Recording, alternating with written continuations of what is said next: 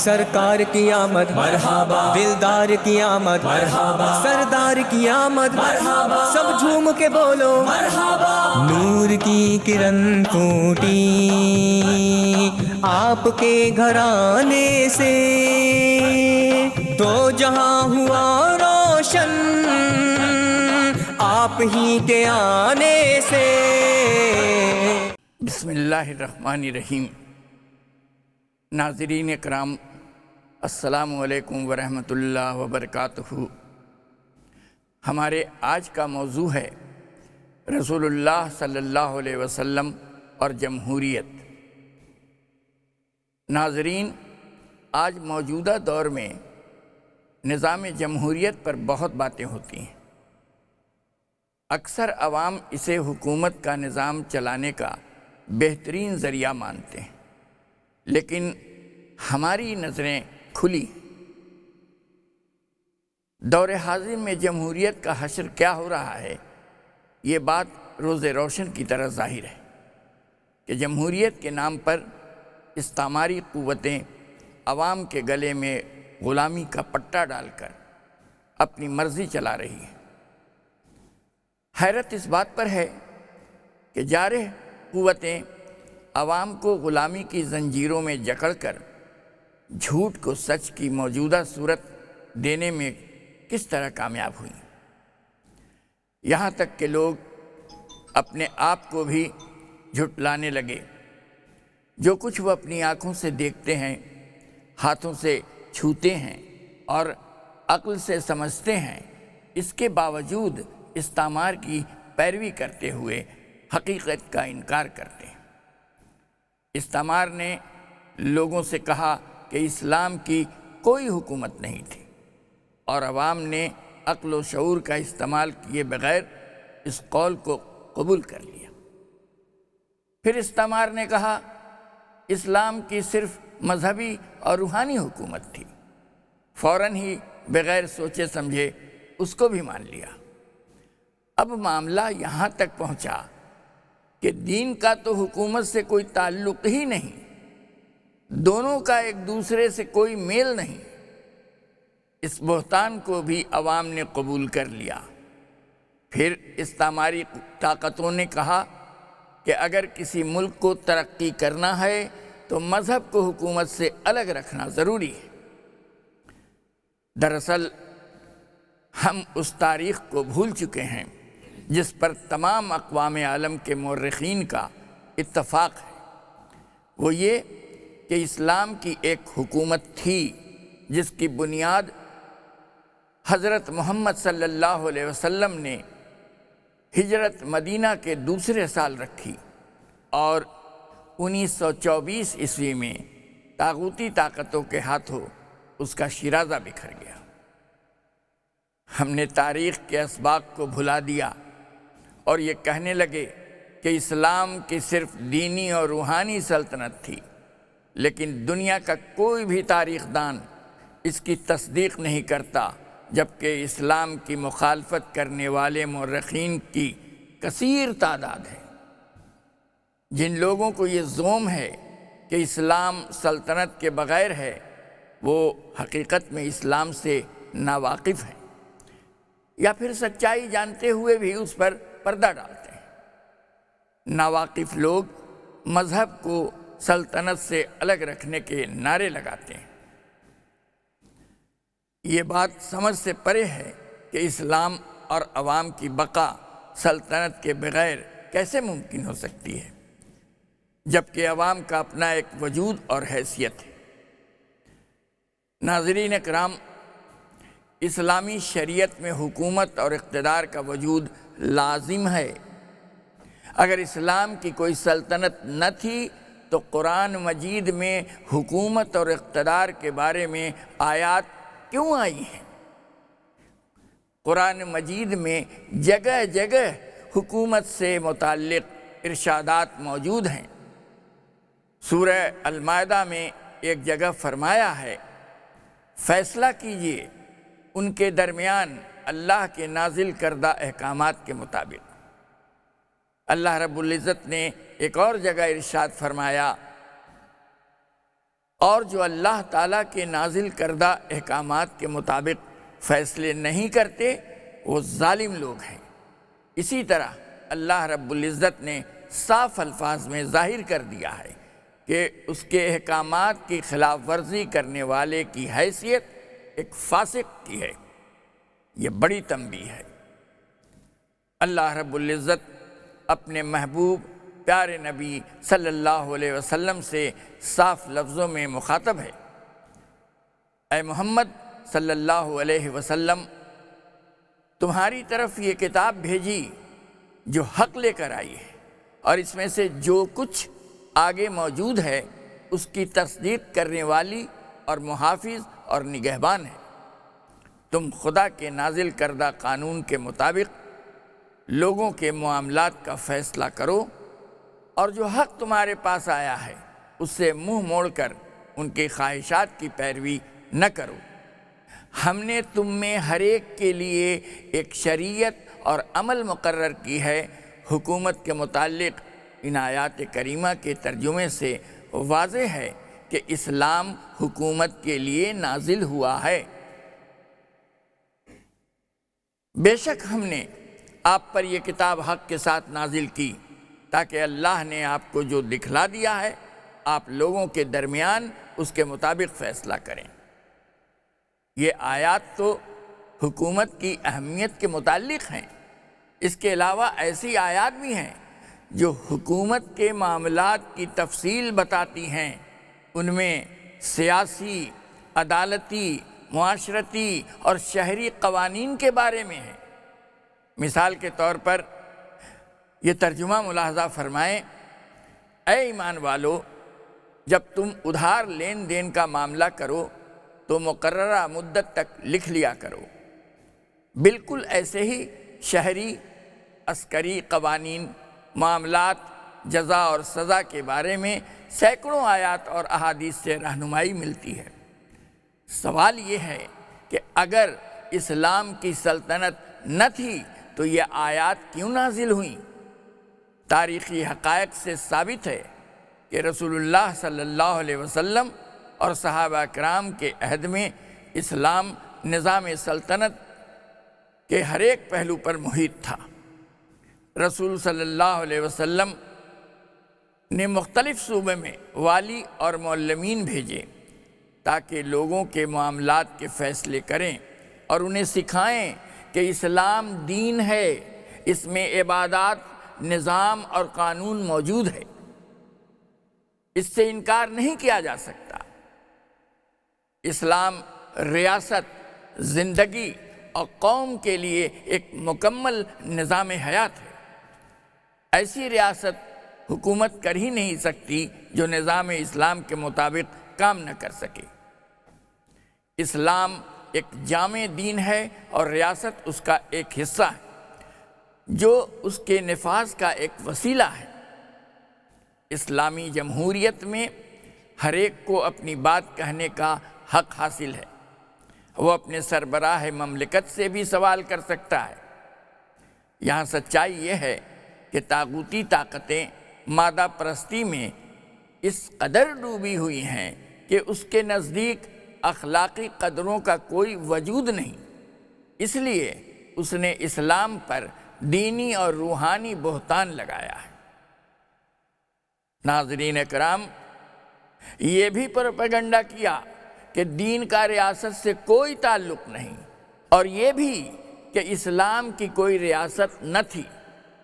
اس میں شک کی کوئی گنجائش نہیں کہ طاغوتی طاقتوں نے گمراہ کن جھوٹی باتوں سے عوام اور فرزندان اسلام کو دھوکہ دیا ہے۔ ہمارا مقصد استعمار کے اس بہتان کی تردید کرنا اور اس سے ٹکرانا نہیں ہے، نہ ہی ان کے بکے ہوئے افراد سے مناظرہ کرنا ہے، کیونکہ اصل مسئلہ موضوع کا نہیں بلکہ یہ ہے کہ اسلام دین ہے اور ریاست اس کا جزو ہے۔ یہ ایک فطری اور لوگوں کے سمجھ کی بات ہے۔ انسان تعلیم یافتہ ہو یا غیر تعلیم یافتہ، وہ بات اچھی طرح سمجھتا ہے۔ اصل مسئلہ یہ ہے کہ ہم اپنی سیاسی زندگی کو اسلام کے مطابق بنانا چاہتے ہیں اور اس کام کو کرنے کا پختہ ارادہ کر رکھا ہے۔ ہماری سیاسی زندگی میں اسلام کا ہونا اتنا ہی ضروری ہے جتنا زندگی کے لیے ہوا اور پانی۔ سامعین کرام، اسلامی نظام تمام دنیا کی خوشحالی کی بنیاد ہے۔ جس جمہوریت کی بات آج ہم کرتے ہیں وہ اسلامی فکر کی دین ہے۔ اسلام میں حکومت کا ڈھانچہ کچھ اس طرح ہوتا ہے۔ عوام حکمراں کی حیثیت سے جس نمائندہ کا انتخاب کرتے ہیں انہیں خلیفہ کہا جاتا ہے۔ خلیفہ گورنر مقرر کرتا ہے جو نظام کو سنبھالتے ہیں۔ قاضی القضات قاضی مقرر کرتے ہیں جو قاضیوں کو مقرر و معزول کرتے ہیں اور ان کی نگرانی کرتے ہیں۔ مختلف علاقوں کے نگراں مقرر کرتے ہیں جو لوگوں کے حقوق کی حفاظت کرتے ہیں۔ اعلیٰ فوجی افسر کا تقرر بھی کرتے ہیں اور ان کی کارکردگی کا جائزہ بھی لیتے ہیں۔ اسلامی جمہوریت میں حکومت کا ڈھانچہ 7 ارکان پر مشتمل ہے۔ Number 1 parliament, number 2 head of state, number 3 executive committee, number 4 administration, number 5 governors, number 6 ججز اور فوج۔ یہی ڈھانچہ ہمارے پیارے نبی صلی اللہ علیہ وسلم نے خود قائم کیا تھا۔ آپ صلی اللہ علیہ وسلم زندگی کے تمام شعبوں کے امور خود سنبھالتے اور احکام جاری کرتے تھے۔ قرآن مجید میں اللہ تعالیٰ فرماتا ہے، اے نبی صلی اللہ علیہ وسلم، اپنے حق کے ساتھ آپ پر یہ کتاب نازل کی ہے تاکہ آپ اس کے مطابق لوگوں کے درمیان فیصلے کریں۔ ارکان مجلس شورا کا انتخاب، مجلس شورا کے اراکین کو منتخب کیا جاتا ہے، ان کا تقرر نہیں کیا جاتا، کیونکہ وہ رائے میں لوگوں کے وکیل ہوتے ہیں اور وکیل کو اس کا موکل منتخب کرتا ہے۔ موکل پر وکیل مسلط نہیں کیا جاتا، اور اراکین مجلس شورا انفرادی اور اجتماعی لحاظ سے لوگوں کے نمائندے ہوتے۔ حضور صلی اللہ علیہ وسلم نے اراکین مجلس شورا کو طاقت، مہارت یا شخصیت کی بنیاد پر منتخب نہیں فرمایا، یعنی اراکین مجلس شورا رائے میں لوگوں کے وکیل ہوتے ہیں اور مجلس شورا لوگوں کی نمائندگی کے لیے بنائی جاتی ہے۔ ہر وہ شہری جو ریاست کے قوانین کا پابند ہو، بالغ ہو، عقل و سمجھ رکھتا ہو، مجلس شورا کا رکن بن سکتا ہے، خواہ وہ مرد ہو یا عورت، مسلم ہو یا غیر مسلم۔ اسلام اپنے عوام کو صرف اور صرف انسانی حیثیت سے دیکھتا ہے۔ اسلامی اصول سیاست میں صرف انسانی فلاح بہبود کو مد نظر رکھا جاتا ہے۔ وہ اس لیے کہ انسانیت کو اندھیروں سے اجالے کی طرف لایا جائے۔ ناظرین اکرام، قاضی فیصلہ کرتے وقت اور حاکم حکم دیتے وقت عوام کے درمیان فرق نہیں کرتے، بلکہ انسانیت کے ناطے سے وہ سب کے ساتھ برابر کا سلوک کرتے ہیں۔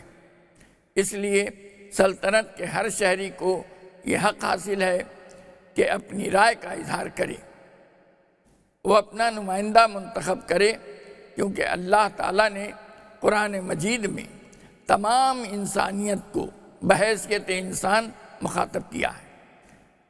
وہ فرماتا ہے، اے لوگو، تمہارے پاس تمہارے رب کی طرف سے دلیل آ گئی ہے اور ہم نے آپ کی طرف واضح روشنی بھیجی ہے۔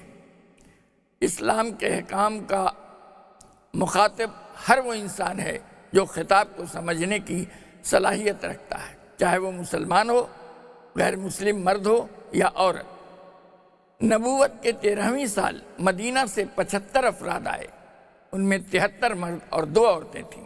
آپ نے فرمایا، اپنی قوم میں سے 12 نمائندے چن لو جو اپنی قوم کے ذمہ دار ہوں گے۔ یہ حکم ان تمام کے لیے تھا، آپ نے نہ مردوں کو مخصوص اور نہ ہی عورتوں کو مستثنیٰ فرمایا۔ یہ بالکل عام حکم تھا، جس میں کسی پر پابندی نہ تھی۔ اس حکم کے مطابق عورتوں کو بھی نمائندہ چننے کے لیے کہا گیا اور ان کو بھی بطور نمائندہ چنا جا سکتا تھا۔ یہ اس بات کی دلیل ہے کہ اسلام نے خواتین کو بھی حصہ داری دی اور مساوات کے سلوک کا حکم دیا۔ موجودہ وقت میں سیاسی نمائندگان عورت کو حصہ داری دینے میں کتراتے ہیں۔ اسلام میں ایسا نہیں ہے۔ ایک واقعہ ہے کہ حضرت عبد الرحمن بن عوف رضی اللہ عنہ مسلمانوں کے درمیان گھومے پھرے، اعلانیہ اور خفیہ مردوں اور عورتوں سے رائے لی کہ خلیفہ کون ہونا چاہیے۔ یہ ثابت کرتی ہے کہ عورت کو حکمراں کے انتخاب کرنے کا حق حاصل ہے۔ اس کے علاوہ عورت کو یہ بھی حق حاصل ہے کہ اسے رائے میں وکیل بنایا جائے یا وہ اپنی رائے کے اظہار کے لیے کسی کو اپنا وکیل چن لے، کیونکہ اسے اظہار رائے کا حق حاصل ہے۔ اسلام میں خاص نظر سے انسانی مسائل کا حل پیش کرتا ہے، جس کی بنیاد اسلامی عقیدے پر ہوتی ہے، جبکہ غیر مسلم کا عقیدہ اس کے متضاد ہوتا ہے۔ یہی وجہ ہے کہ شرعی قوانین کے بارے میں غیر مسلم کی رائے نہیں لی جاتی۔ اتنا ضرور ہے کہ مجلس شورا کے باقی اختیارات اور اظہار رائے میں غیر مسلم بھی مسلمان کے برابر حقوق رکھتے ہیں۔ اب مفاد عامہ پر بات۔ اسلامی جمہوریت عوام کے مفاد کے تحفظ کی ذمہ دار ہوتی ہے۔ حکومت کے ہر ایک شعبے کا ایک نگراں ہوتا ہے۔ ان شعبوں کی تعداد ضرورت کے مطابق ہوتی ہے۔ اسلامی جمہوریت میں کئی محکمے قائم کیے گئے جن میں موجودہ دور کی حکومتیں نام نہاد جمہوریت کے نام پر اسے اپنائے ہوئے ہیں، جیسے مردم شماری، محکمہ ڈاک، سروے ڈپارٹمنٹ اور فوڈ سپلائی وغیرہ۔ مردم شماری کا نظام سب سے پہلے رسول اللہ صلی اللہ علیہ وسلم نے قائم کیا۔ جو ایمان لے آئے اس کا نام لکھ لیا جائے۔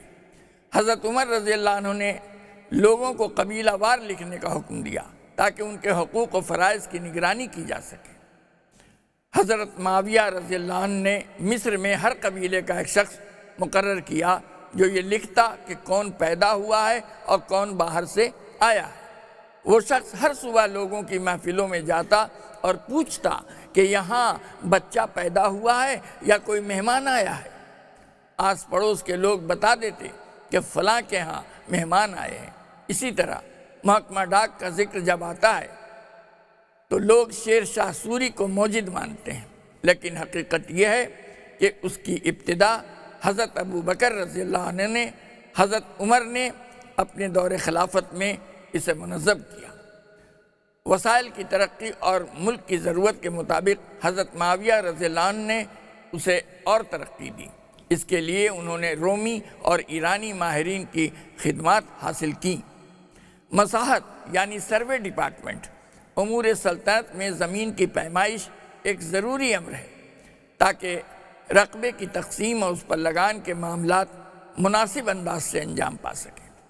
حضرت عمر رضی اللہ عنہ پہلے آدمی تھے جنہوں نے پیمائش کرائیں اور ماہرین سروے کو آپ نے زمینوں پر لگان لگانے کے لیے عراق بھیجا۔ فراہمی خوراک کسی بھی حکومت کی ذمہ داری ہے۔ یہ اپنے عوام کے لیے کھانے پینے کی چیزوں کی تقسیم کا مناسب انتظام کرے۔ اسلامی جمہوریت میں حضرت عمر نے ڈپارٹمنٹ آف فوڈ سپلائی کی بنیاد رکھی اور اس بات کو یقینی بنایا کہ ضروریات زندگی لوگوں کو آسانی سے مل سکے۔ اس سے کسی کو ذخیرہ اندوزی کرنے کا موقع نہ ملتا تھا۔ یہ ہے اسلام میں جمہوریت، جس کی بنیاد پیارے نبی حضرت محمد مصطفیٰ صلی اللہ علیہ وسلم نے اپنی حیات طیبہ میں رکھی اور اسی نقش قدم پر چلتے ہوئے خلفائے راشدین نے عوام کو اپنی خدمات پیش کی۔ ناظرین کرام، اس لیے یہ کہنا کہ اسلام کا حکومت سے کوئی تعلق نہیں ہے بالکل غلط ہے اور بالکل جھوٹا پروپیگنڈا ہے۔ سچائی یہ ہے کہ اصل جمہوریت اسلام ہی میں ہے، جس کو پیارے رسول حضرت محمد صلی اللہ علیہ وسلم نے پیش کیا۔ وما علینا الا البلاغ المبین۔